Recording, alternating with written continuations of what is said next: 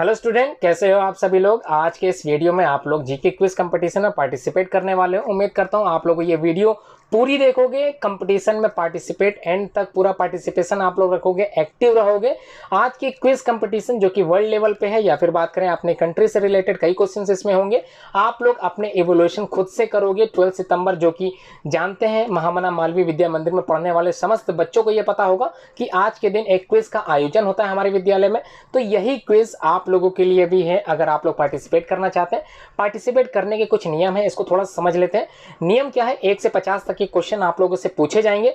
उनके उत्तर सामने 4 ऑप्शन के माध्यम से दिए होंगे। कोई एक ही ऑप्शन आप लोगों को सेलेक्ट करना है जो अपनी कॉपी में आप लोगों को लिख लेना है। समय आप लोगों को भरपूर मिलेगा। वीडियो खत्म होते ही आप लोगों को क्या करना है, विद इन 5 to 10 मिनट्स आप लोगों को व्हाट्सएप कर देना है उसी पेपर को जिस पर आप लोगों ने अपने सॉल्यूशंस को लिखा होगा। व्हाट्सएप किस पे करना है, 9120025555।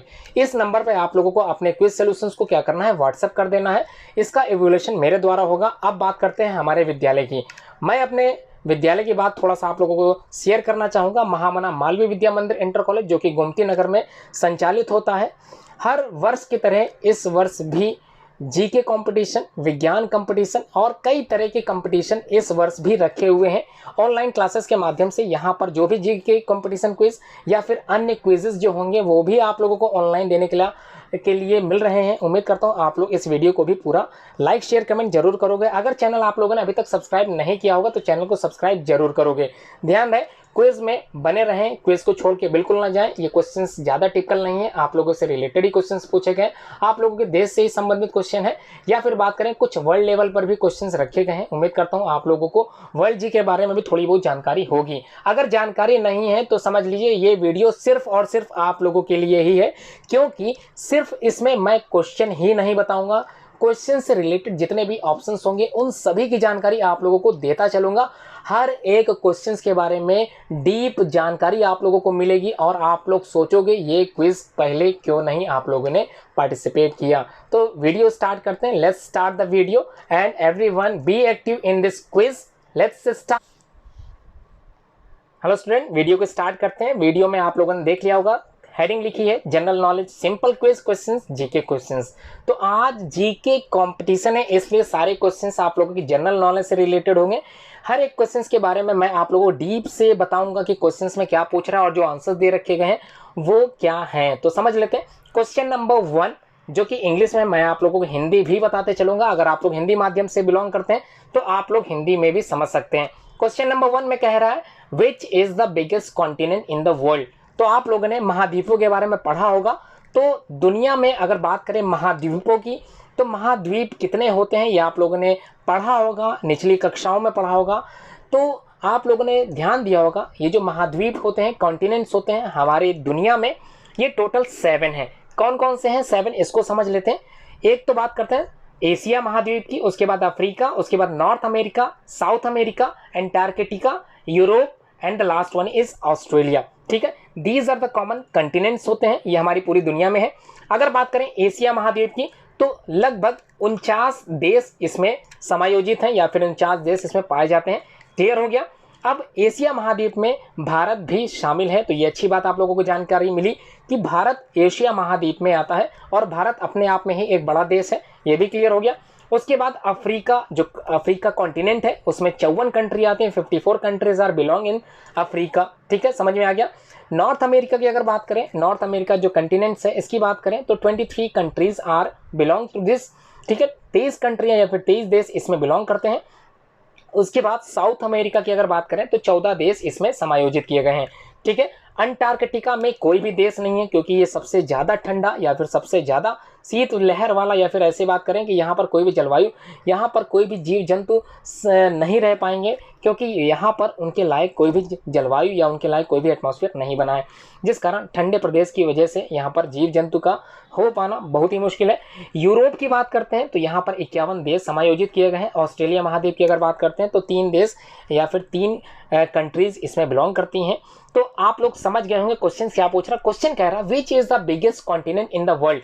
तो पूरे वर्ल्ड की अगर बात करें, दुनिया में सबसे बड़ा महाद्वीप कौन सा है। 4 ऑप्शन आपके सामने है, North America, Asia, Africa and the last one is Australia. इन चारों में आपके अकॉर्डिंग सबसे लार्ज कौन सा होना चाहिए? तो आप लोगों ने आंसर दे दिया होगा, उम्मीद करता हूं। अपनी कॉपी में भी उत्तर लिखते चलें, वही कॉपी के पेज को आप लोगों को व्हाट्सअप करना है। व्हाट्सअप नंबर आप लोग जानते ही, 9120025555। सेकेंड क्वेश्चन क्या कह रहा है इसको समझ लेते हैं। विच is the longest river in the world?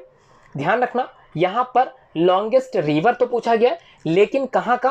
पूरे वर्ल्ड का पूछा गया है। पूरे विश्व में सबसे लंबी जो नदी है वो कौन सी नदी है? सबसे लंबी नदी की बात कर रहे हैं तो चार ऑप्शन आप लोगों को फिर से मिले हैं। पहला है ग्रेट गंगा, सेकंड है नील नदी, थर्ड है अमेजॉन या फिर नीगर, ये फोर्थ ऑप्शन है। आपके अकॉर्डिंग क्या होना चाहिए? लॉन्गेस्ट रिवर इन इंडिया की अगर बात करें तो इंडिया में कई नदियां हैं, जैसे ब्रह्मपुत्र भी एक नदी है, गंगा आप लोगों के ऑप्शन में भी है, और गोदावरी। ये सारी नदियां, प्रमुख नदियां भारत में बहती हैं। आप लोगों से वर्ल्ड का क्वेश्चन पूछा गया, क्या आप लोगों को लगता है कि गंगा ऑप्शन राइट होना चाहिए, या फिर आप लोगों को लगता है कि नील नदी ज्यादा बेटर हो सकता है, या अमेजॉन को क्लिक करेंगे या फिर नेगर पर क्लिक करेंगे? तो आपके अकॉर्डिंग क्या आंसर होगा? कमेंट बॉक्स में कमेंट भी कर सकते हैं, अपनी कॉपी में इसको राइट भी कर सकते हैं। आंसर आप लोगों को समझ में आ गया होगा, ठीक है। क्वेश्चन नंबर थर्ड की तरफ बढ़ता हूं। क्वेश्चन नंबर 3 में पूछा गया है which is the largest ocean in the world? Hindi में अगर बात करें तो इनमें से कौन सा महासागर सबसे बड़ा महासागरों में से एक है? आप लोग निचली कक्षाओं में या फिर आप लोगों ने अपने जनरल नॉलेज में ये सीखा होगा कि पूरे विश्व की अगर बात करें तो लार्जेस्ट ओशियंस में से जो ओशियंस हैं, महासागर हैं, समुद्र हैं, बड़े बड़े महासागर हैं, वो 5 हैं। कौन कौन से 5 हैं आप लोगों ने पढ़ा होगा? ये पैसिफिक ओशियन है, जिसको प्रशांत महासागर के नाम से हम लोग जानते हैं। अटलांटिक ओशियंस है, अटलांटिक महासागर है। इंडियन ओशियन, हिंद महासागर है। आर्कटिक ओशियंस, आर्कटिक है। और साउथ ओशियन, जिसको हम अंटार्कटिक भी बोलते हैं, दक्षिण महासागर एक और ओशियन है। तो इनमें से आप लोगों से पूछा गया कौन सा लार्जेस्ट हो सकता है, कौन सा सबसे ज्यादा विशाल है, सबसे बड़ा ओशियन इन द वर्ल्ड? क्या पैसिफिक ओशियन हो सकता है, या फिर अपने भारत देश का इंडियन ओशियन, हिंद महासागर, या आर्कटिक ओशियन, या फिर अटलांटिक ओशियन? तो इनमें से कौन सा ऑप्शन ज्यादा बेटर होगा according to the question? Question क्या है? Which is the largest ocean in the world? पूरे विश्व की बात हो रही है, ध्यान रखना। इसमें पूरे विश्व को लेकर आप लोगों को अभी तक चलना है। क्वेश्चन आप लोगों के देश से भी संबंधित होंगे आगे। नेक्स्ट क्वेश्चन है question number 4, which is India's first super computer? तो ध्यान रखना, फर्स्ट सुपर कंप्यूटर की बात हो रही है। अगर बात करें कंप्यूटर की, तो कंप्यूटर को on the basis of their sizes, इसकी अकॉर्डिंग पर कई तरह के भागों में बांटा गया था, या फिर बात करें कई तरह की उनकी क्लासिफिकेशन तैयार की गई थी, जिसमें से मिनी, माइक्रो, मेन फ्रेम और सुपर कंप्यूटर को कैटेगराइज किया गया था। तो यहाँ क्वेश्चन ना मिनी से है, ना माइक्रो से है, ना मेन फ्रेम कंप्यूटर से है, क्वेश्चन है सुपर कंप्यूटर से। और कहाँ के? इंडिया के सबसे पहले सुपर कंप्यूटर का नाम आप लोगों को पता होना चाहिए। आप लोगों की जनरल नॉलेज इतनी फास्ट होनी चाहिए कि अपने भारत देश के सबसे पहले सुपर कंप्यूटर जो बना था उसका नाम आप लोगों को आना चाहिए। क्या परम 8000 है, या परम 80000 ये हो सकता है, या फिर परम 800, या फिर परम 8? इनमें से कौन सा ज्यादा बेटर ऑप्शन आप लोगों को लग रहा है? आंसर लिखते चलें अपनी कॉपी में, समय आप लोगों को भरपूर मिल रहा है। एक एक क्वेश्चन में मैं पूरा टाइम दे रहा हूं, जितने में आप लोग पूरा आंसर्स लिख सकें, ठीक है। क्वेश्चन समझ में आ गया? कोई डाउट नहीं है? अगर कोई डाउट है भी तो आप लोग क्वेश्चंस कमेंट बॉक्स में पूछ सकते हैं, अपने डाउट्स को क्लियर कर सकते हैं। एक भी पॉइंट छूटना नहीं चाहिए। आप लोगों को हर एक क्वेश्चंस के जो ऑप्शंस है उनके बारे में भी मैं ज़्यादा से ज़्यादा जानकारी देता चल रहा हूं, इसलिए हर एक पॉइंट समझते चलें। क्वेश्चन नंबर 5, क्वेश्चन नंबर 5 में पूछा है which bank is called the bankers bank of India? बैंकों का बैंक कौन सा बैंक होता है? अगर बात करें इस क्वेश्चन को और ज्यादा डीपली समझाने की, तो क्वेश्चन सिंपली पूछ रहा है सभी बैंकों पर अपना नियंत्रण स्थापित कौन सा बैंक करता है? आंसर आप लोग समझ गए होंगे। अगर समझ में आ गया है तो अपनी उत्तर पुस्तिका में उत्तर लिखते चले, जिसको आप लोगों को लास्ट में व्हाट्सअप करना है मेरे व्हाट्सअप नंबर पे। वीडियो एंड तक बने रहें, एंड तक वीडियो देखते रहें, आप लोग क्वेश्चन सारे सॉल्व करते चले। क्वेश्चन क्लियर हो गया। Which bank is called the bankers bank of India? Bharat में ऐसा कौन सा बैंक है जो सभी बैंकों पर अपना नियंत्रण स्थापित करता है, सभी बैंकों का बैंक कहलाता है? ऑप्शन आपके सामने है। पहला है reserve bank of India, second है Punjab national bank of India, third है स्टेट बैंक ऑफ इंडिया और लास्ट है आईसीआईसीआई बैंक। तो इनमें से कौन सा बेटर ऑप्शन होगा? चलिए बात करते हैं इनके ऑप्शन से रिलेटेड चीजों के बारे में। ठीक है, रिजर्व बैंक ऑफ इंडिया जिसका जो फाउंडेड हुआ था, कब इसका जो संचालन चालू हुआ था, वो 1 अप्रैल 1935 को, मतलब 85 वर्ष पहले इसका आरंभ हो चुका था। पंजाब नेशनल बैंक की बात करते हैं तो इसका जो संचालन चालू हुआ था वो 12 अप्रैल 1895। अगर बात करें सबसे पुराने बैंक की, तो पंजाब नेशनल बैंक सबसे पुराने बैंकों में से एक बैंक है, क्योंकि इसका जो संचालन प्रारंभ हुआ था वो 12 अप्रैल 1895 को चालू हुआ था। तो आप लोग समझ गए, रिजर्व बैंक ऑफ इंडिया समझ गए, Punjab national bank of India Punjab bank of India समझ गए, पीएनबी जिसको बोलते हैं समझ में आ गया, एसबीआई जिसको स्टेट बैंक ऑफ इंडिया के नाम से भी हम लोग जानते हैं, 1 जुलाई 1956 को इसका क्या हुआ था? स्टेबलाइजमेंट हुआ था, स्टेबलाइज हुआ था। तो क्लियर समझ में आ गया होगा आप लोगों को। अब बात करेंगे आईसीआईसीआई बैंक की, जिसका संचालन जून 1994 को हुआ था। तो आंसर आप लोगों को देना है, क्या है question? Which bank is called the bankers bank of India? Reserve bank of India, PNB, SBI and the last one is ICICI bank. कौन सा आंसर ज्यादा प्रेफर रखोगे आप लोग? आंसर कमेंट बॉक्स में लिखते चले। नेक्स्ट है क्वेश्चन नंबर 6 में सिंपली पूछा है which is the largest animal in the world? Largest animal की बात हो रही है, लेकिन ध्यान रखना वर्ल्ड से रिलेटेड क्वेश्चन है, पूरे विश्व से रिलेटेड क्वेश्चन है। Which is the largest animal in the world? सबसे विशालकाय जीवों में विश्व में कौन सा जीव होता है? 4 ऑप्शन आप लोगों को दिए गए हैं, इन चारों के बारे में मैं कुछ ना कुछ पॉइंट जरूर बताऊंगा। तो समझ लेते हैं लार्जेस्ट एनिमल कौन सा हो सकता है। 4 ऑप्शन सुन लेते हैं। शार्क है, ब्लू व्हेल है, एलिफेंट है and the last one is giraffe. इनमें से कौन सा बेटर ऑप्शन इसके लिए सही होगा, इसके बारे में मैं एक एक करके समझा देता हूं। शार्क आप लोग जानते हैं जलीय जीव है शार्क, जिसकी जो जीवन काल है वो 20 से 30 वर्ष तक का होता है। ब्लू व्हेल जिसको आप लोग विशालकाय एनिमल्स के रूप में भी जानते हैं, 80 से 90 वर्ष तक का इसका जीवन काल होता है। एलिफेंट की अगर बात करें, हाथियों की अगर बात करें, तो 50 से 70 वर्ष तक की इनकी आयु होती है। ये 70 वर्ष की आयु के बाद इनका जो जीवन काल होता है वो समाप्त हो जाता है। जिराफ की बात करें तो 33 साल तक ये जीवित रहते हैं, उसके बाद इनका जीवन काल समाप्त हो जाता है। तो आप लोगों को ये इंटरेस्टिंग फैक्ट समझ पता चल गए होंगे कि shark, blue whale, elephant and giraffe, इनका जीवन काल कितने से कितने समय तक होता है। तो क्लियर समझ में आ गया। क्वेश्चन है विशालकाय जीवों में सबसे ज्यादा विशालकाय इनमें से कौन सा होगा? शार्क, ब्लू व्हेल, एलिफेंट या फिर जिराफ? कौन सा बेटर ऑप्शन होगा आप लोगों को कमेंट में करना है। क्वेश्चन नंबर 7 क्या पूछा गया? Which is the largest animal on land की अगर बात करें, ध्यान रखना इससे पहले वाला क्वेश्चन पूरे विश्व से रिलेटेड था। कहीं पर भी हो सकता है, जमीन में भी हो सकता है, पानी में भी हो सकता है, कहीं पर भी हो सकता है, लेकिन ये क्वेश्चन नंबर 7 में पूछा है which is the largest animal on land, मतलब धरती पर पाए जाने वाले जो पशु हैं उनमें से सबसे ज्यादा विशालकाय पशु कौन है? कौन सा जीव धरती पर सबसे ज्यादा विशालकाय है? तो ऑप्शन आप लोगों के सामने स्क्रीन पे दिखाई दे रहे होंगे। 4 ऑप्शन है। पहला है टाइगर, दूसरा है व्हाइट एलिफेंट, तीसरा African elephant and the last is crocodile. तो चारों ऑप्शन के बारे में कुछ जानकारी आप लोगों को देना चाहूंगा। उम्मीद करता हूं आप लोग वीडियो पूरी देख रहे होंगे, समझ रहे होंगे और अपनी जनरल नॉलेज को और ज्यादा बढ़ा रहे होंगे। तो टाइगर ऑप्शन के बारे में समझता चलता हूं। टाइगर जो कि इंडेंजर्ड होने लगे हैं, धीरे धीरे ये इनकी प्रजातियां विलुप्त हो रही हैं, खत्म हो रही हैं। इसी को देखते हुए एक टाइगर प्रोजेक्ट चला था, प्रोजेक्ट टाइगर। क्यों चला था? क्योंकि टाइगर की संख्या धीरे धीरे समाप्त हो रही थी, खत्म हो रही थी, जिसको बढ़ाने के लिए या बढ़ावा देने के लिए प्रोजेक्ट टाइगर की शुरुआत हुई थी। और ये शुरुआत कब हुई थी? 1973 में। ठीक है, एशिया में ही ज्यादातर पाए जाते हैं। तो समझ में आ गया टाइगर के बारे में, प्रोजेक्ट टाइगर समझ में आ गया। अब बात करते हैं व्हाइट एलिफेंट की, मतलब एलिफेंट है किस रंग के हैं, व्हाइट कलर के हैं, सफेद कलर के हैं। अब ये एलिफेंट क्या भारत में पाए जाते होंगे? जी नहीं। कहां पाए जाते हैं? तो ये जो एलिफेंट है, व्हाइट एलिफेंट है, ये बेसिकली पाए जाते हैं थाईलैंड में। ठीक है, थाईलैंड को हम लोग हाथियों का देश भी कहते हैं। क्लियर, समझ में आ गया।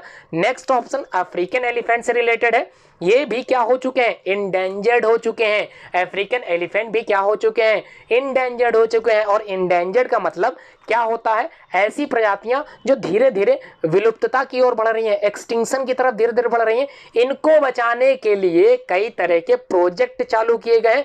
इनको बढ़ावा देने के लिए, इनकी जनरेशंस को और आगे बढ़ाने के लिए क्या बनाए गए हैं? प्रोजेक्ट तैयार किए गए हैं, जिसमें इनको क्या किया जाता है? बढ़ावा दिया जाता है, इनके ब्रीडिंग को बढ़ावा दिया जाता है, इनको क्या किया जाता है? प्रोटेक्शन दी जाती है, जिसमें इन लोगों का कोई शिकार ना कर पाए। तो कई तरह के नेशनल पार्क्स, कई तरह के बर्ड सेंचुरीज आप लोगों ने अपनी कक्षाओं में पढ़े होंगे। ठीक है, अगर आप लोग और ज्यादा जानकारी जानना चाहते हो तो कमेंट बॉक्स में कमेंट करते चलें कि मुझे इसके बारे में भी सर बताते चलिए, मैं जरूर बताऊंगा।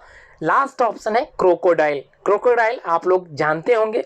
दो चीजें ध्यान रखने, कई बच्चे कंफ्यूज होते हैं एलिगेटर में और क्रोकोडाइल में। अगर बात करें सबसे एग्रेसिव नेचर किसका होता है, तो क्रोकोडाइल का जो नेचर होता है वो सबसे ज्यादा एग्रेसिव होता है, सबसे ज्यादा आक्रमणकारी होता है एज कंपेयर टू एलिगेटर। दिखने में दोनों लगभग सेम थे, लेकिन अंतर स्पष्ट है। क्रोकोडाइल का जो आकार होता है वो वी शेप में होता है, जबकि एलिगेटर का जो आकार होता है वो यू शेप में होता है। तो क्लियर, समझ में आ गया। जीके आप लोगों की सुधर गई, समझ में आने लगा। क्वेश्चन नंबर 8 पे चलते हैं। विच is the largest island in the world? तो आइलैंड इन द वर्ल्ड, पूरे विश्व में अगर हम बात करें आइलैंड की, तो क्वेश्चन नंबर 8 के आधार पर आप लोग क्या उत्तर सही बताओगे? विच is the largest island in the world, पूरे विश्व में सबसे जो लार्जेस्ट, सबसे ज्यादा विशाल का है जो द्वीप है। द्वीप क्या होते हैं इसको भी समझ लेते हैं।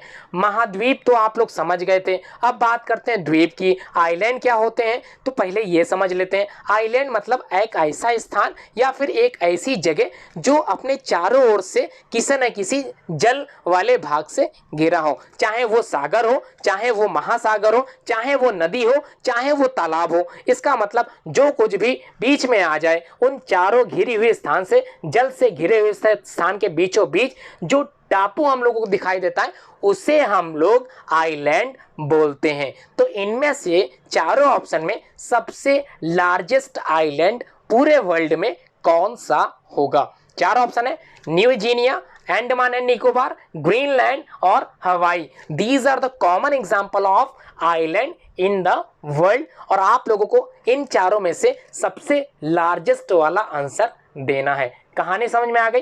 क्वेश्चन नंबर 9 समझते हैं। क्वेश्चन नंबर 9 में पूछा क्या है पहले तो ये समझ लेते हैं।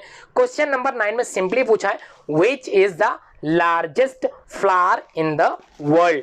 इसका मतलब पूरे विश्व में जितने भी पादप होते हैं, पादप मतलब प्लांट्स होते हैं, जितने भी प्लांट्स होते हैं उनमें जो फूल निकलता है तो कौन सा फूल सबसे ज्यादा बड़ा होता है, द बिगेस्ट वन। तो फ्लावर्स के बारे में अगर बात करें तो आप लोगों ने डिफरेंट टाइप्स के फ्लावर्स पढ़े थे, उसके डिफरेंट टाइप्स के पार्ट्स भी पढ़े होंगे।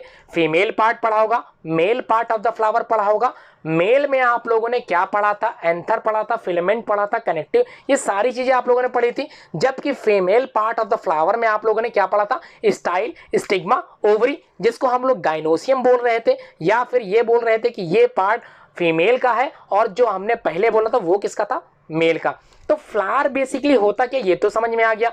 लार्जेस्ट फ्लावर किसका होता है ये बताना है आपको। चार ऑप्शन कौन कौन से हैं देख लेते हैं। पहला ऑप्शन है रफलेशिया, दूसरा है जैस्मिन मतलब चमेली का तेल, तीसरा बलून फ्लावर जो बेसिकली ब्लू कलर से होते हैं, और लास्ट में कैमेलिया दे रखा है। तो इनमें से कौन सा ऑप्शन ज्यादा बेटर होगा? विच is the largest flower in the world. तो पूरे विश्व में सारे पौधों को लेकर अगर उनके फ्लावर्स की बात करते हैं, फूलों की बात करते हैं, तो सबसे ज्यादा बड़ा फ्लावर, सबसे ज्यादा विशालकाय फूल किस पौधे का होगा?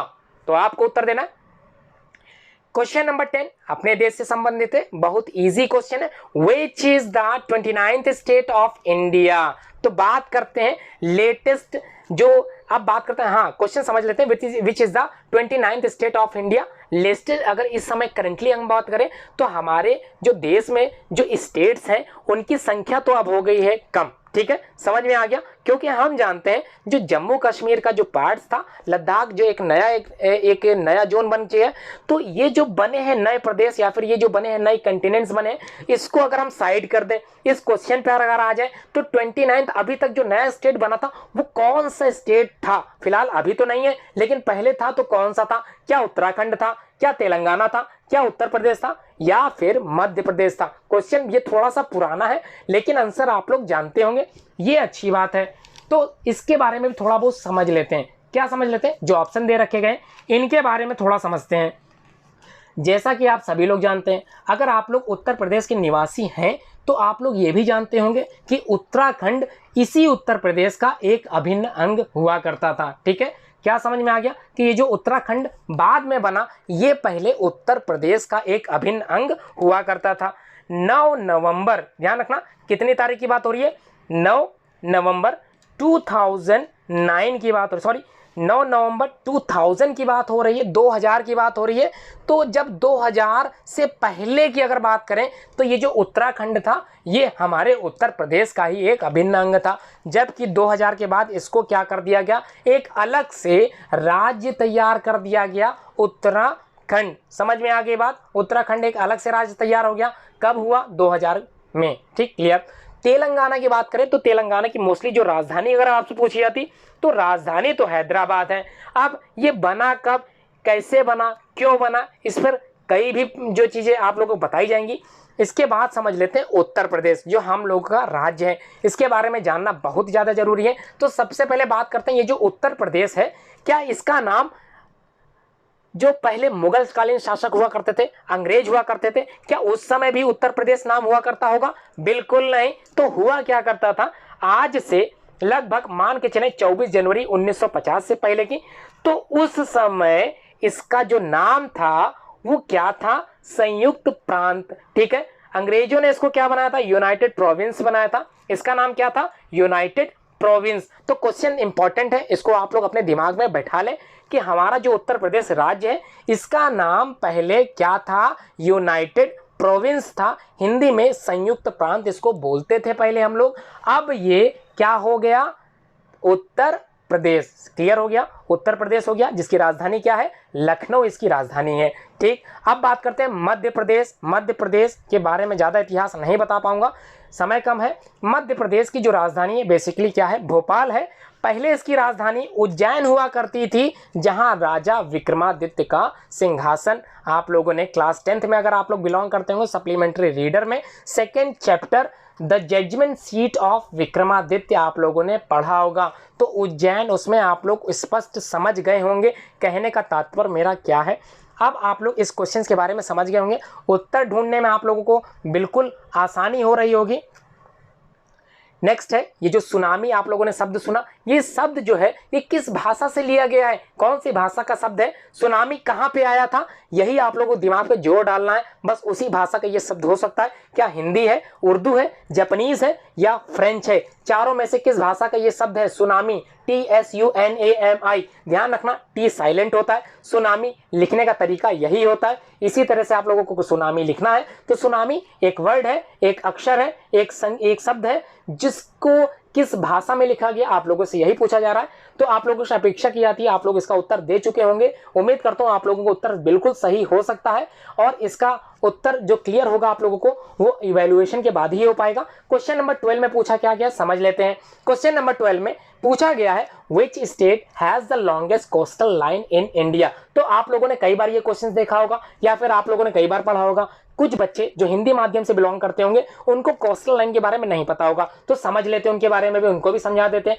कोस्टल लाइन का मतलब होता है ऐसा लाइन, ऐसा तट जो समुद्र के किनारे किनारे लगा हो। समझ में आ गया। आप लोग अगर मुंबई गए होंगे तो आप लोगों ने कोस्टल लाइन देखी होगी, समुद्र किनारे आप लोगों ने एक रास्ता देखा होगा, उसी लाइन को, उसी रास्ते को हम लोग यहाँ पर बोलते हैं कोस्टल लाइन। क्लियर हो गया। कोस्टल लाइन इंडिया में सबसे ज्यादा लंबी, सबसे ज्यादा दूरी तय करने वाली, दूरी यहां पर तय की बात हो रही है तो सबसे ज्यादा बड़ा जो रास्ता निकला है कोस्टल लाइन का वो कहां का है? क्या गुजरात का हो सकता है, क्या केरला का हो सकता है, क्या कर्नाटका का होगा, या फिर वेस्ट बंगाल का? कहां कहां पे पहले याद करिए, कहां पर समुद्र की सीमा है, किस प्रदेश में समुद्र की सीमा है? अगर आप लोगों को ये पता है तो आप लोग आंसर बेटर तरीके से दे पाओगे।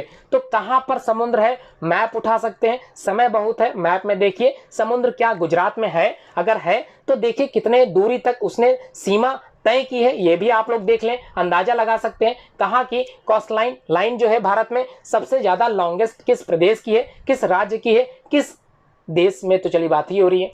अब बात करते हैं क्वेश्चन नंबर 13 की, which continent is known as dark continent? Dark का मतलब जहां पर लाइट की समस्या कम हो, या सॉरी जहां पर लाइट की समस्या ज्यादा हो, समस्या है लाइट की, या फिर ये बात करें जो प्रोडक्शन ऑफ लाइट है वो सिर्फ और सिर्फ 4% है, इसी वजह से इसको बोला गया है डार्क कॉन्टिनेंट। मतलब ऐसा महाद्वीप जो अंधेरों में अपना समय ज्यादा व्यतीत करता हो, या फिर ये कह ले कि यहाँ पर रहने वाले जो आवासी हैं वो थोड़े से कम है। ठीक, कहानी समझ में आ गई। Which continent is known as the dark continent, ये समझ में आ गया। कौन सा होगा? 4 ऑप्शन है, एशिया, एशिया महाद्वीप, या फिर साउथ अमेरिका, या Australia, and the last one is Africa. इनमें से कौन सा महाद्वीप डार्क कंटिनेंट के नाम से जाना जाता है, यह आप लोगों को अपने उत्तर में बताते चलना है। 14th क्वेश्चन में क्या पूछा गया है इसको समझ लेते हैं। Question number 14, on which river the Yuri dam is constructed? Yuri, आप लोगों ने मूवी का नाम सुना होगा, यूरी याद आ रहा होगा ना, यूरी नाम से आप लोग क्लियर समझ गए होंगे कि किसकी बात की जा रही है। उरी बांध बारामूला जिले में, उरी के पास एक नदी है, उसी नदी पर यह बांध बना हुआ है। आंसर आप लोगों को उसी नदी का नाम बताना है, तो क्या होगा? अभी आप लोगों ने मूवी देखी थी उरी, ठीक है, URI, उरी देखा होगा। तो उरी बांध बारामूला जिले में, उरी के पास ही एक नदी है, उस नदी का नाम आप लोगों को बताना, उसी नदी पर यह बांध बना हुआ है, उस नदी का नाम क्या हो सकता है? 4 ऑप्शन, ब्यास है, झेलम है, सतलज है, गंगा है, चारों में से कौन सा राइट आंसर होना चाहिए? क्या झेलम नदी क्या यहाँ पाई जाती है? तो एक चीज और क्लियर हो गई, बारामूला जिला है, ये है कहाँ पे? जम्मू कश्मीर का एक भाग है। क्या झेलम नदी जम्मू कश्मीर में है, या फिर सतलुज नदी जम्मू कश्मीर में, या गंगा नदी जम्मू कश्मीर में, या फिर ब्यास नदी? ये ब्यास है, ध्यान रखना, जो वेद व्यास वाली ब्यास जो कहते हैं वही नदी की बात हो रही है, थोड़ा सा स्पेलिंग में मिस्टेक हो सकती है, तो व्यास नदी की बात हो रही है। क्या इनमें से कौन सी नदी पर उरी डैम बना है? कौन सी नदी हो सकती है? आप लोग उत्तर देते चलें, बताते चलें। Question number 15, which is the smallest country in the world? अच्छा, बड़ी अच्छी बात पूछी गई। स्मॉलेस्ट कंट्री, बिगेस्ट कंट्री तो आप लोगों ने सुने थे, भारत भी एक विशालकाय देशों में से एक है, चाइना भी एक देश में से, मतलब इन्हीं देशों में से एक देश है, विशालकाय देशों में से, जनसंख्या बहुत ज़्यादा है, विशाल भी है, इसलिए बिगेस्ट तो आप लोग समझते ही होंगे। लेकिन सबसे छोटी कंट्री भी कोई हो सकती है क्या? इसका उत्तर आप लोग जानते हैं? क्या वेटिकन सिटी हो सकता है, या फिर भूटान, या फिर नेपाल, या फिर श्रीलंका? चलिए क्लू बता देता हूँ, स्मॉलेस्ट कंट्री जो भी है, इन चारों में से जो भी है, उसमें जो नंबर ऑफ पॉपुलेशन है, नंबर ऑफ जनसंख्या की बात करें तो सिर्फ एकमात्र 1000 लोग वहां पर रहते हैं। तो इतने कम मात्रा में, इतने कम संख्या में लोग जहां रहते हैं, उस देश का नाम आप लोगों को पता होना चाहिए। तो जिस देश में सिर्फ 1000 लोग रहते हो, उस देश का नाम क्या हो सकता है? आप लोगों की भी इच्छा करती होगी ऐसे देश में रहने की, तो ठीक है, ऐसे देश में रहने की इच्छा है तो अच्छी बात है, आप लोग भी इस देश में घूमने के लिए जाएं, मेरी आशा है। फिर भी अगर और बात करें तो 2019 की अगर जनगणना की बात करते हैं तो यहाँ पर सिर्फ और सिर्फ 825 लोग ही रहते थे, लेकिन लेटेस्ट में इनकी संख्या बढ़ के 1000 हो गई है। तो 1000 ही लोग केवल इस देश में, इस पूरे कंट्री में रहते हैं। तो इसका आंसर क्या होगा? 4 ऑप्शन स्क्रीन पे दिखाई दे रहे होंगे, आंसर आप लोग लगाते चलें, बताते चलें। Which is the largest desert in the world? कई तरह के रेगिस्तान आप लोगों ने जानकारी प्राप्त की होगी। जब रेगिस्तान की ही बात हो रही, क्वेश्चन नंबर 16 में, कौन सा सबसे विशालकाय, सबसे बड़ा रेगिस्तान पूरे विश्व में है? पहला है कालाहारी रेगिस्तान, क्या ये सही होगा? या फिर गोबी, एक गोभी नहीं है, ध्यान रखना, गोबी राजस्थान, सॉरी गोबी जो है वो एक डेजर्ट है इन द वर्ल्ड में, क्या ये सबसे लार्जेस्ट हो सकता है? या फिर टकला मकान ये हो सकता है, टकला मकान नाम से थोड़ा सा ऑड लग रहा होगा लेकिन कोई बात नहीं, टकला मकान ही है। और last one is Sahara desert. तो इनमें से आप लोगों ने आंसर सुना होगा क्योंकि बचपन से आप लोग जीके पढ़ते चले आ रहे हो। ये कॉमन क्वेश्चंस हैं जो आप लोगों ने अपनी किताबों में, अपने कोर्सेज में पढ़ा जरूर होगा। उम्मीद करता हूं आप लोग समझ गए होंगे। चलिए अगर क्लू की बात करें तो अफ्रीका में ही ये डेजर्ट पाया जाता है, सबसे largest desert in the world है। तो आप लोग समझ गए होंगे, उम्मीद करता हूं कि आप लोगों को समझ में पूरा आ रहा होगा। ठीक है, 4 ऑप्शन स्क्रीन पे है, दिखाई दे गया होगा, आंसर आप लोगों ने दे दिया होगा। नेक्स्ट क्वेश्चन क्या पूछ रहा है 17th में, who was India's first deputy prime minister. तो डिप्टी प्राइम मिनिस्टर, ऐसा भी कोई शब्द आप लोगों ने कभी सुना? आपके समय में तो कोई डिप्टी प्राइम मिनिस्टर चलता नहीं, चलता क्या है, सिर्फ और सिर्फ प्राइम मिनिस्टर। मतलब हमारे देश में पुरानी जो पीढ़ी थी, हमारे पुराने जो हम लोगों की पीढ़ियाँ थी, उस समय डिप्टी प्राइम मिनिस्टर हुआ करते थे। तो पहले डिप्टी प्राइम मिनिस्टर किसे बनाया गया था? भारत देश में स्वतंत्रता के बाद भारत देश के कोई ना कोई उप प्रधानमंत्री हुए थे, उनका नाम आप लोगों को बताना है। 4 ऑप्शन आपकी स्क्रीन पे हैं। मोरारजी देसाई सबसे पहले हैं, वल्लभ भाई पटेल दूसरे नंबर पे हैं, देवीलाल तीसरे नंबर पे और चरण सिंह चौथे नंबर पे। तो क्लू मैं थोड़ा सा समझा देता हूँ। क्लू में आप लोगों ने लेटेस्ट रिसेंटली सुना होगा स्टैचू ऑफ यूनिटी। तो स्टैचू ऑफ यूनिटी जो बनाई गई थी, जो भी स्टैचू बनाया गया था वो इन्हीं पर बनाया गया था, इन्हीं की मूर्ति है। तो कौन हो सकता है बताते हैं, दूसरा क्लू देते हैं। इनकी जो मूर्ति थी उसकी लंबाई 182 मीटर की थी। इनको हम लोग लौह पुरुष के नाम से जानते हैं, आयरन मैन ऑफ इंडिया के नाम से इन्हें ही जानते हैं। और इनकी जो मूर्ति बनी 182 मीटर की, वो गुजरात के अहमदाबाद से करीब 200 किलोमीटर की दूरी पर बनी हुई है। क्या अभी भी आप लोगों उत्तर तक पहुंचने में असमर्थ हैं, या फिर अगर आप लोग आंसर पा चुके हैं तो अपनी कॉपी में लिखते चलें। उसके बाद क्वेश्चन नंबर 18 क्या है देख लेते हैं। विच is the hottest continent on earth. तो पृथ्वी पर सबसे ज्यादा गर्म महाद्वीप कौन सा हो सकता है? 7 महाद्वीप आप लोगों ने पढ़े थे, उनमें से कौन सा महाद्वीप सबसे ज्यादा गर्म होगा? तो गर्म कौन सा प्रदेश होता है जहां पर क्या हो, डेजर्ट हो। डेजर्ट मतलब रेगिस्तान। तो रेगिस्तान वाले जो महाद्वीप होंगे वो ही गर्म होंगे। तो किस महाद्वीप में डेजर्ट आप लोगों ने सुना था? तो सबसे ज़्यादा एरिया डेजर्ट से कवर करने वाला महाद्वीप ही इसका सही उत्तर होगा। तो 4 ऑप्शन स्क्रीन पे है, अफ्रीका है, साउथ एशिया है, नॉर्थ अमेरिका है, या फिर ऑस्ट्रेलिया हो सकता है। आंसर समझ में आ गया होगा। क्वेश्चन में तो कोई डाउट नहीं है, सिंपल पूछा गया है। क्वेश्चन नंबर 19 समझ लेते हैं। How many letters are there in English alphabet. ये कैसा क्वेश्चन हो गया? आप लोग सोच रहे होंगे इतने सारे क्वेश्चन टिपिकल्स थे, इतना इजी क्वेश्चन क्यों डाला गया? क्योंकि आप लोग ये भी जान रहे होंगे कि ये जो क्विज है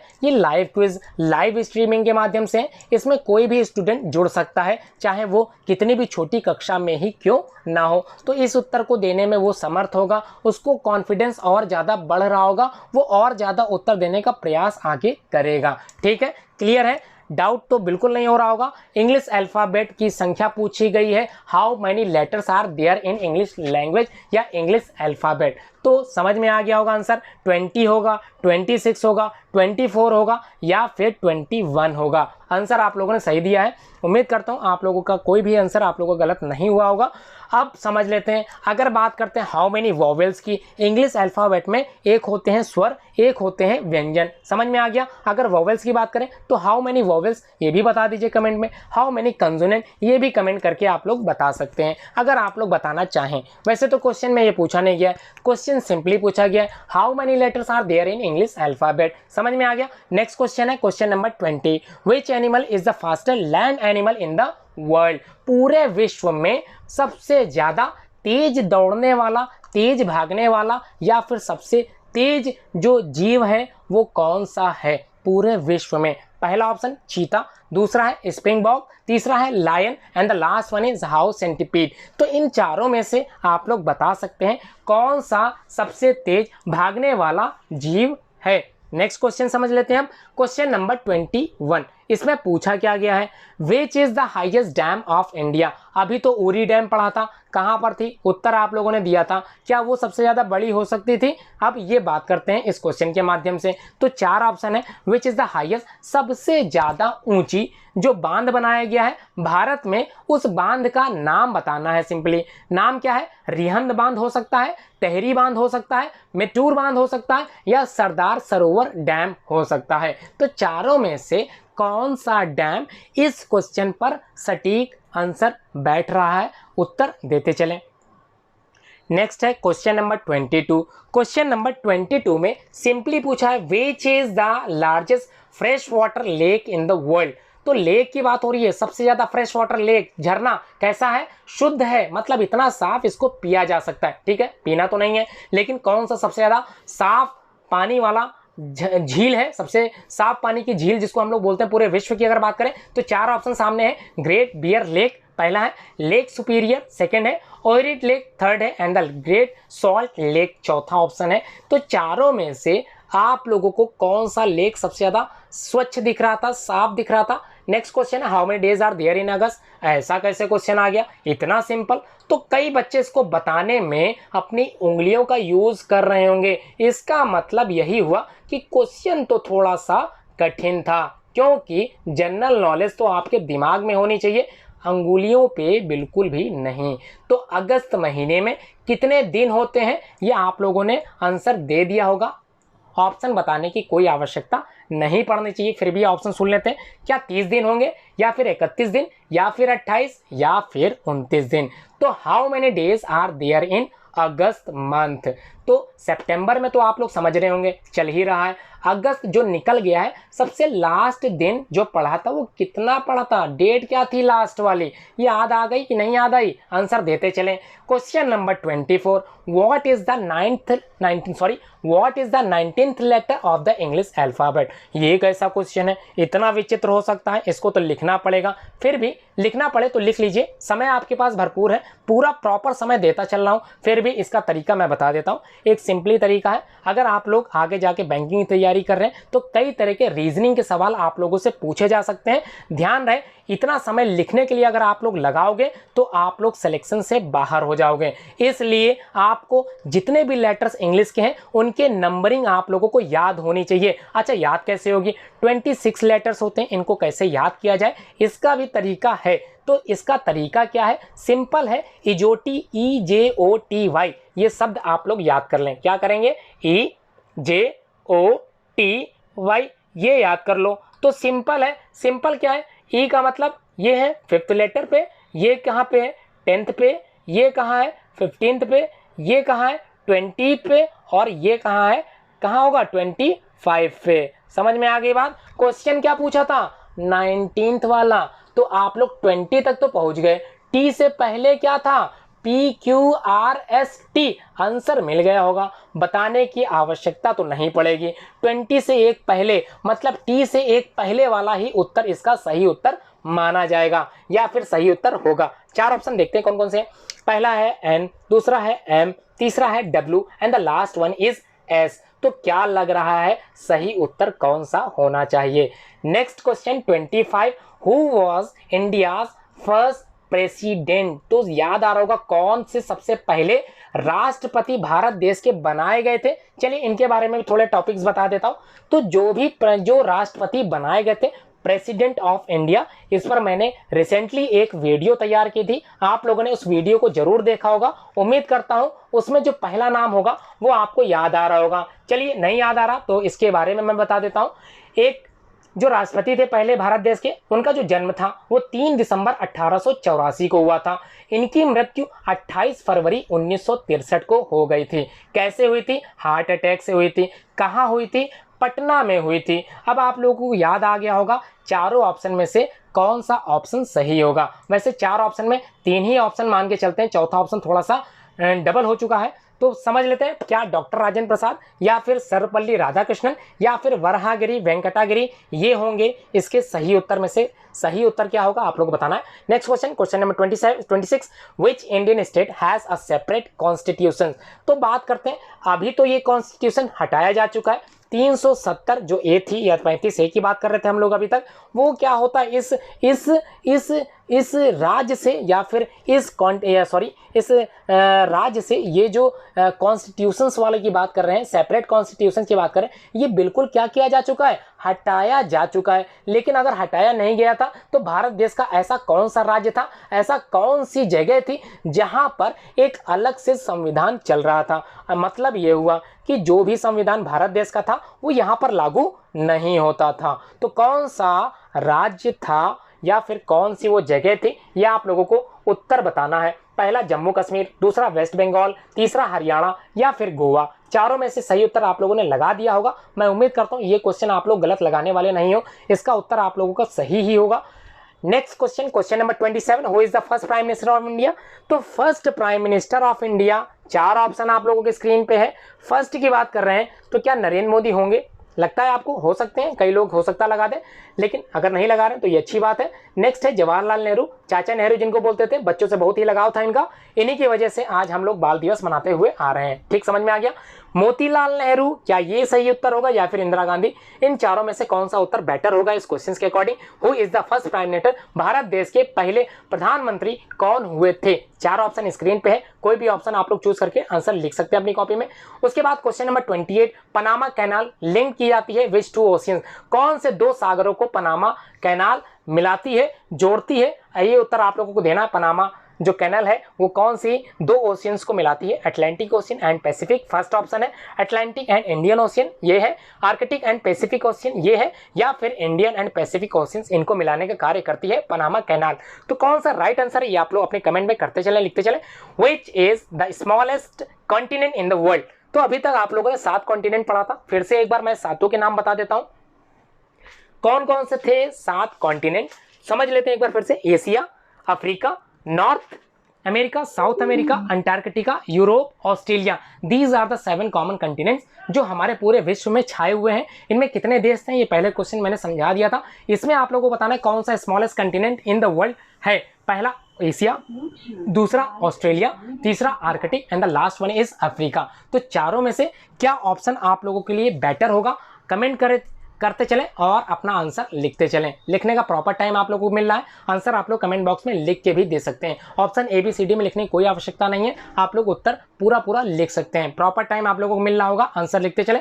next question number 30, who was the inventor of the electricity. ध्यान रखना इलेक्ट्रिसिटी की बात हो रही है, यहाँ पर इलेक्ट्रिक बल्ब ऐसा कोई शब्द नहीं आया है, इसलिए आप लोग दिमाग में अगर थॉमस एल्वा एडिसन की जो छवि बन रही है, अगर वो बन रही है तो थोड़ा सा क्वेश्चन समझ लेते हैं। Who was the inventor of electricity. ध्यान रखना यहाँ पर विद्युत की खोज की जाने वाले जो साइंटिस्ट हैं उनका नाम पूछा है। पहला दूसरा ऑप्शन कॉमन लग रहा होगा, बेंजामिन और बेंजामिन फ्रैंकलिन। थोड़ा सा लिखने में समस्या हो गई है, लेकिन फिर भी अगर इसको एक मान लेते हैं तो क्या बेंजामिन फ्रैंकलिन हो सकता है? इन्होंने क्या किया था आप लोगों को याद आ रहा होगा, एक तार वाली पतंग उड़ाई थी और जो बिजली की किरणें जो आकाश में टहल रही थी वो बिजली किरणें उसी तार पे पड़ी थी, इनको झटका लगा था। क्या ये सही होंगे, या फिर लियोनार्डो दा विंसी ये सही होगा, या फिर विकिंस ये सही होगा? तीनों में से कौन सा बेटर ऑप्शन आपके अकॉर्डिंग हो सकता है? क्वेश्चन नंबर 30 का उत्तर क्या होगा? कमेंट बॉक्स में कमेंट लिखते चलें, प्रॉपर टाइम दिया जा रहा है। 31, क्वेश्चन नंबर 31 क्या पूछा है? Which metal is the lightest metal in the world. Hindi माध्यम वाले समझते चल रहे होंगे, इंग्लिश मीडियम वालों को कोई डाउट नहीं है, सिंपल क्वेश्चन इंग्लिश में ही है। हिंदी में अगर आप लोगों को समझना है वो भी मैं बताता चल रहा हूँ। क्वेश्चन कह रहा ऐसी कौन सी धातु है जो सबसे ज्यादा हल्की है? Lightest metal in the world. पूरे विश्व में जितने भी मेटल्स तैयार हुए हैं, जितने भी मेटल्स प्रकृति द्वारा नेचर में पाए गए हैं, उनमें से कौन सा मेटल सबसे ज़्यादा हल्का है, कौन सबसे ज़्यादा लाइटली है? तो जिंक हो सकता है, क्या ये सही होगा, या फिर लिथियम सही होगा, या प्लैटिनम सही होगा, या फिर गोल्ड? इन चारों में से कौन सा बेटर ऑप्शन आप लोग लगाओगे, ये आप लोगों को अपने कमेंट बॉक्स में या फिर अपनी कॉपी में लिखते चलना है। समझ में आ रही होगी पूरी बात आप लोगों को। अब क्वेश्चन नंबर 32 पर चलते हैं। क्वेश्चन नंबर 32 में क्या पूछा गया है? सिंपल पूछा गया है, एलईडी का फुल फॉर्म बताना है। LED stands for what? LED का फुल फॉर्म क्या हो सकता है? एलसीडी होता तो आप लोग आसानी से लगा सकते थे। क्या लगाते? Liquid crystal display. लेकिन पूछा क्या गया है? एलईडी पूछा गया है। एलईडी का फुल फॉर्म क्या हो सकता है? लाइट एमिटिंग डिवाइस हो सकता है, लो एमिटिंग डायोड हो सकता है, लाइट इलेक्ट्रॉनिक डायोड हो सकता है, या फिर लाइट एमिटिंग डायोड। इन तीनों या चारों में से कौन सा ऑप्शन सही है? एलईडी समझ में आ रहा। आजकल नॉर्मल जो हम लोग स्क्रीन देखते हैं, जो भी कंप्यूटर की स्क्रीन होती है जिस पर हम लोग को डिस्प्ले दिखाई देता है, उसको बोलते हैं एलईडी। टीएफटी भी आप लोगों ने सुना होगा, थिन फिल्म ट्रांजिस्टर, ये सब पढ़ा होगा आप लोगों ने। फिलहाल वो कोर्स में नहीं है, वो क्वेश्चन में नहीं है। क्वेश्चन में एलईडी का पूरा नाम पूछा गया है। क्वेश्चन नंबर 33 देख लेते हैं। 33 में how many colours are there in rainbow. Rainbow में कितने कलर होते हैं? आप लोगों ने कलर से याद आ रहा होगा आप लोगों को कि जो कलर रेनबो में होते हैं उसका जो सीक्वेंस होता है कुछ इस प्रकार होता है। विबग्योर के नाम से हम लोग जानते आए हैं। विबग्योर में सारे एक एक वर्ड के अक्षर आप लोग समझा देता हूँ। वी से वायलेट, आई से इंडिगो, बी से ब्लू, जी से ग्रीन, वाई से येलो, ओ से ऑरेंज एंड आर से रेड। तो समझ में आ गई बात। ये सातों कलर होते हैं, 7 कलर होते हैं। तो आंसर आप लोगों को शायद मिल गया हो, मेरे मुंह से गलती से ये आंसर निकल गया,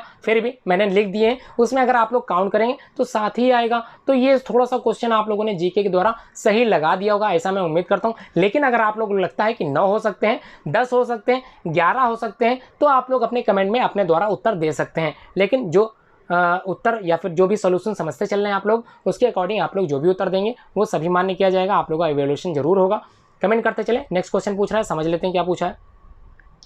नेक्स्ट क्वेश्चन है, we smell with which part of the body. तो कौन से पार्ट से, हमारे शरीर में कई तरह के पार्ट्स हैं, उससे अगर हम लोग बात करें किस पार्ट से हम लोग सूंघने का कार्य करते हैं, स्मेल पावर या फिर स्मेल ऐसा शब्द जो हम लोग इस्तेमाल करते हैं, वो किस भाग से हम लोगों को पता चलता है। तो हम लोग पता है कि हमारे शरीर में 5 ज्ञानेंद्रियां हैं, 5 सेंस ऑर्गन हैं। उन सेंस ऑर्गन में जो ऑर्गन है उनका नाम है tongue, skin, nose, ear and eyes. तो इन सबके अपने अपने फंक्शंस होते हैं। तो किसका फंक्शन होता है? टू स्मेल, सूंघना। समझ में आ गया बात? समझ में आई? ईयर, माउथ, ब्रेन, नोज, चारों में से कौन सा ऑप्शन राइट होगा, ये उत्तर आपको देते चलना है। नेक्स्ट क्वेश्चन 35 में क्या पूछा गया है?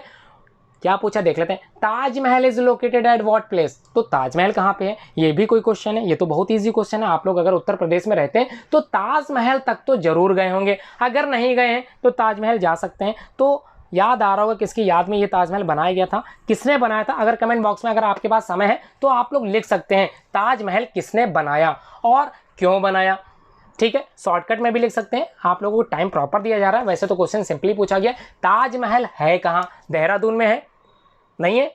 ठीक, अच्छी बात है, नहीं है। आगरा में है? हो सकता है, नहीं भी हो सकता है। आप लोग कमेंट करते चले। रांची में है? नहीं है? नहीं, तो अच्छी बात है। मुंबई में हो सकता है? मुंबई में नहीं है, तो यह भी अच्छी बात है। आप लोग उत्तर प्रदेश के निवासी हो तो उत्तर प्रदेश का एक राज्य या फिर एक जो जगह है वो इसमें आई है। तो उम्मीद करता हूँ आप लोग समझ गए होंगे कौन सा जिला या फिर कौन सा प्लेस है।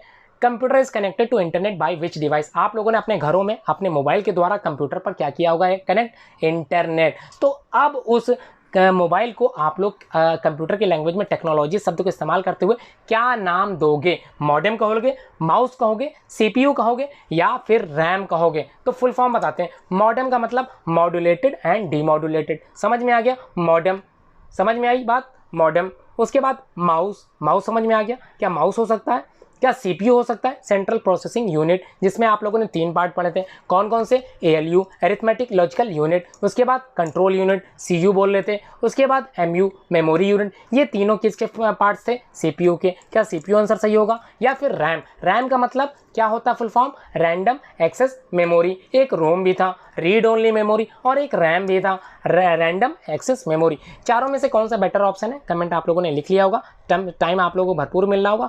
नेक्स्ट क्वेश्चन है, Which is the smallest planet in our solar system? सबसे ज़्यादा स्मॉलेस्ट है कौन सा सोलर सिस्टम? सबसे ज़्यादा प्लैनेट जो सबसे छोटा है। Which is the smallest planet in our solar system? हमारे सौर मंडल में पहले तो क्लियर कर लेते हैं कितने ग्रह हैं। हमारे सौर मंडल में कुल 8 ग्रह हैं। जिनको 9 लग रहा है वो 9 भूल जाएं, क्योंकि आप लोग जानते हैं प्लूटो को इन ग्रहों में से बाहर कर दिया गया है। इतना छोटा है, बहुत ज़्यादा छोटा है और थोड़ी सी कंडीशन को फॉलो नहीं करता।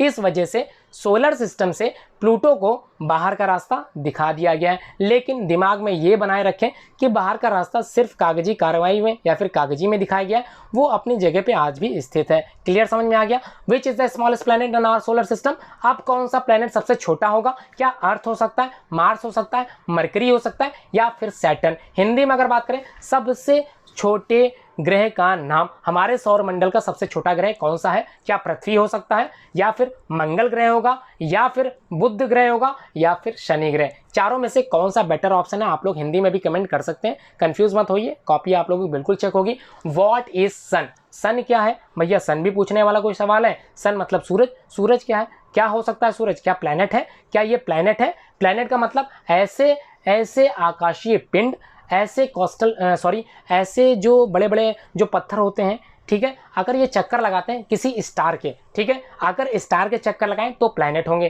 क्या सन प्लैनेट हो सकता है, क्या ये भी किसी के चक्कर लगा सकता है, या फिर कोई कॉमेट है, या फिर एक पुलस्टार है, पुलसार है, या फिर एक स्टार है। तो चारों में से कौन सा सही उत्तर आपके अकॉर्डिंग होना चाहिए। सन की बात करें तो आप लोग समझ गए होंगे सन के लिए कौन सा प्रेफर वर्ड होना चाहिए। नेक्स्ट है the moon is the natural satellite of which planet. तो मून मतलब चंद्रमा, किस प्लैनेट का, किस ग्रह का प्राकृतिक रूप से उपग्रह है। चार ऑप्शन आप लोगों की स्क्रीन पे है। पहला है दी अर्थ, सेकंड है मरकरी, थर्ड है Venus and the last one is Pluto. तो प्लूटो की बात करें तो प्लूटो हो सकता है, आप लोग कंसीडर कर सकते हैं या फिर ऐड कर सकते हैं, अगर आप लोग करना चाहें, आंसर देना चाहें दे सकते हैं। दी अर्थ होगा, पृथ्वी हो सकती है, मरकरी होगा, क्या हो सकता है आपके अकॉर्डिंग सबसे ज़्यादा। अगर बात करें नेचुरल की, नेचुरल सैटेलाइट की, तो मून किसका नेचुरल सैटेलाइट है, किस प्लेनेट का, पृथ्वी का हो सकता है।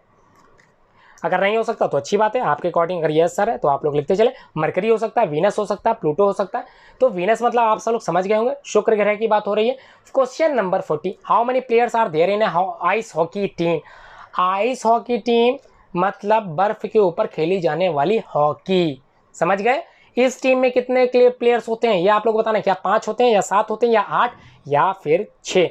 चारों में से कौन सा राइट आंसर होगा। सिंपली क्वेश्चन नीचे भी दे रखा है 41 में, how many players are there in a cricket team. ये तो क्वेश्चन इजी था। क्रिकेट की बात करें तो आजकल हर कोई क्रिकेट का जो खेल है उसका फैन है, उसके जो खिलाड़ी हैं आप सभी लोगों को जो है उनके बारे में पता है। तो क्रिकेट टीम में कितने खिलाड़ी होते हैं ऑप्शन देने की आवश्यकता नहीं पड़ेगी, फिर भी दे देता हूँ, 10, 9, 6 या फिर 11। चार ऑप्शन है, सही आंसर आप लोग लगाते चले। Question number 42, general election in India hold after how many years.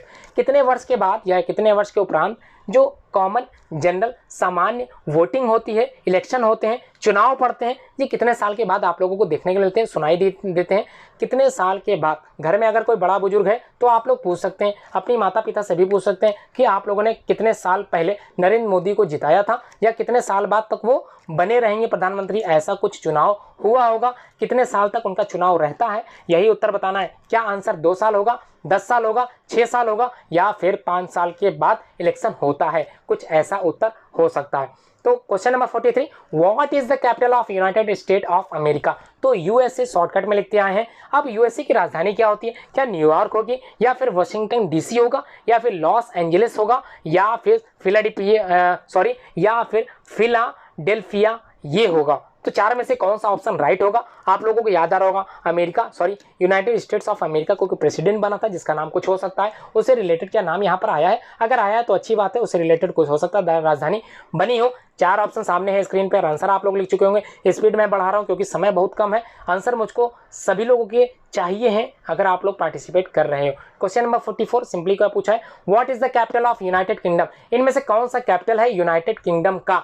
तो यूके शॉर्टकट में लिखते हैं, इसका कौन सा राजधानी है। इनमें से लंदन हो सकती है, लिवरपूल है या ब्रिस्टॉल है या फिर एडिनबर्ग है। तो इनमें से कौन सा राइट आंसर है, लंदन है, लिवरपूल, ब्रिस्टॉल या एडिनबर्ग। इन चारों में से यूनाइटेड किंगडम की राजधानी कौन है। नेक्स्ट है, how many metres are there in a kilometre. 1 kilometre में कितने मीटर होते हैं। उत्तर है क्या होगा, 500 मीटर होंगे।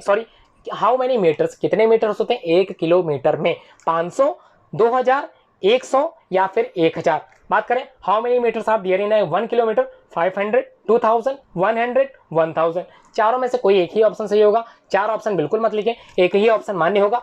Question number 46, what is the capital of Karnataka. कई तरह की राजधानियों के आप लोगों ने नाम याद किए थे, कई तरह के राज्यों की राजधानियों के नाम आप लोग याद करते चले आए हो, आप लोगों के जीके में ये क्वेश्चंस कई रखे गए होंगे। आज बात कर रहे हैं कर्नाटका की। तो कर्नाटका की राजधानी कौन सी है, बेंगलुरु है, मैसूर है या फिर बेलगाम है या फिर हुबली है। तो चारों में से कौन सा राइट आंसर होगा, आप लोग कमेंट बॉक्स में कमेंट कर दिए होंगे, उम्मीद करता हूं आप लोगों के आंसर बिल्कुल सही होगा। Next question number 47, world war 2, ध्यान आ गया, WW2 का मतलब वर्ल्ड वॉर 2 कब खत्म हुआ था, was ended in which year, कब खत्म हुआ था, शुरुआत तो याद आ रही होगी, खत्म कितने साल बाद हुआ था, ये अगर याद आ गया तो ये अच्छी बात है। 1965 आंसर होगा, 1955 होगा, 1945 या फिर 1950, इनमें से कौन सा राइट आंसर आप लोगों के अकॉर्डिंग हो सकता है।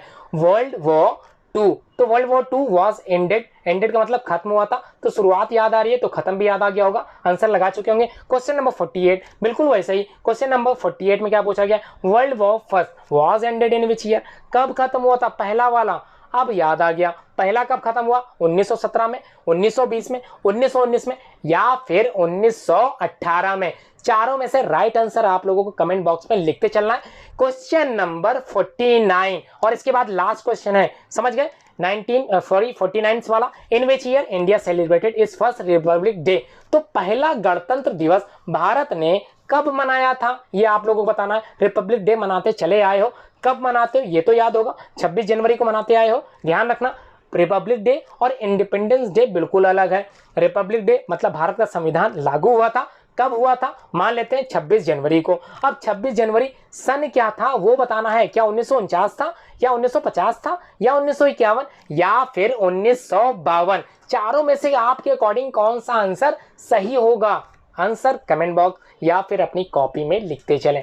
लाइव प्रीमियर है इसलिए ध्यान रखें, अपने उत्तर को अपनी उत्तर पुस्तिका में या फिर आंसर शीट में लिखते चलें। ये उत्तर आप लोगों के तब काम आएंगे जब ये प्रीमियर, लाइव प्रीमियर खत्म हो जाएगा, आप लोगों को ये यूट्यूब पे वीडियो अवेलेबल मिलेगी, आप लोग इसको कभी भी सुन सकते हो। इससे रिलेटेड आप लोग अपनी तैयारी जो करते चले आ रहे हो किसी कंपटीशन लेवल की, वो भी कर सकते हो। नेक्स्ट क्वेश्चन नंबर 50 है। 50 में क्या पूछा गया है, सिंपल पूछा गया है, Pakistan got independent in which year, Bharat का तो पता था, भारत कब यह आजाद हुआ, 15 अगस्त सन 1947 को हमारा भारत देश आजाद हो गया था। लेकिन अगर बात करें पाकिस्तान कब आजाद हुआ था, तो ये बताना थोड़ा सा टिपिकल हो रहा होगा आप लोगों के लिए। क्या ये 1947 में हुआ, 1948 में हुआ, 1949 में हुआ या फिर 1950 में हुआ होगा? आपको क्या लगता है, क्या भारत देश से बहुत पहले इसकी स्वतंत्रता हो गई थी, या भारत देश के बाद ये स्वतंत्र हुआ, या भारत देश से पहले हुआ, या उसी दिन हुआ जिस दिन भारत देश स्वतंत्र हुआ? क्या लगता है? आप लोग उत्तर कमेंट बॉक्स में दे चुके होंगे, प्रॉपर टाइम मिल चुका होगा, आप लोगों ने सारे आंसर्स पूरे लिखे होंगे अपनी कॉपी में, उम्मीद करता हूं। अब से ये वीडियो खत्म हो चुकी है। अब आप लोगों के लिए थोड़ी सी चीजें हैं जो इंपॉर्टेंट बातें हैं।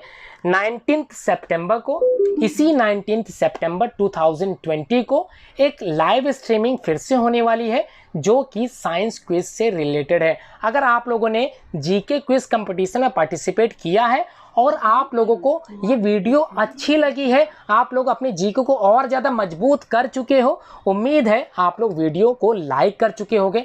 ध्यान रहे शेयर बटन नीचे है, उसको शेयर मतलब इस वीडियो को आगे भी आप लोगों को शेयर करना है। शेयर जरूर करें, ज़्यादा से ज़्यादा शेयर करें और अपने दोस्तों से इस चैनल को सब्सक्राइब करने के लिए जरूर कहें। समझ में आ गया आप लोगों को बात? अगर आप लोग इस तरह के वीडियोस और ज़्यादा लेटेस्ट वीडियोस पाना चाहते हो तो चैनल को सब्सक्राइब करने के बाद साइड में बेल आइकन दबाना न भूलें।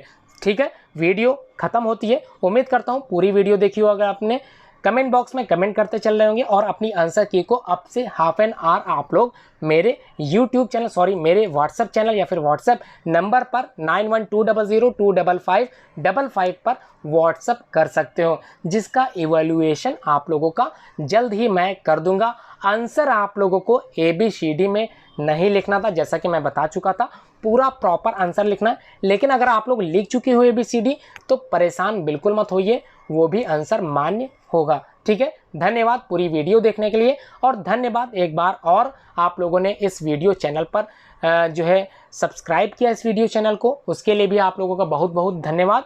आगे भी इसी तरह की वीडियो में आप लोग पॉजिटिव रूप से जुड़ोगे और कमेंट करोगे।